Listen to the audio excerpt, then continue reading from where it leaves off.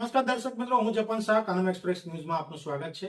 જોઈએ આજના મુખ્ય અને મહત્વના સમાચાર. સુરત ઉત્તરાયણ પોલીસને મળી મોટી સફળતા.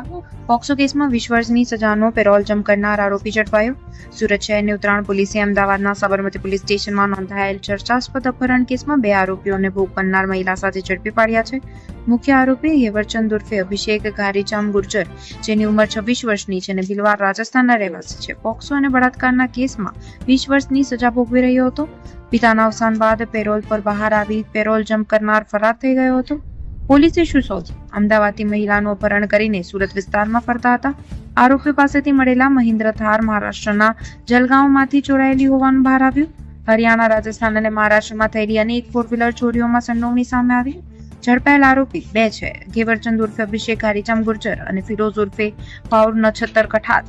આરોપીઓ સામેના મુખ્ય ગુનાઓ: અમદાવાદ અપહરણ કેસ, પોક્સો અને બળાત્કાર case, Mahindra Thar, Scorpio, Creta, Tata Harrier, Tata safari, Nexon સહિત અનેક વાહન ચોરીના કેસ. હરિયાણા, રાજસ્થાન અને મહારાષ્ટ્રમાં વોન્ટેડ આરોપી તરીકે શોધાઈ રહ્યા હતા.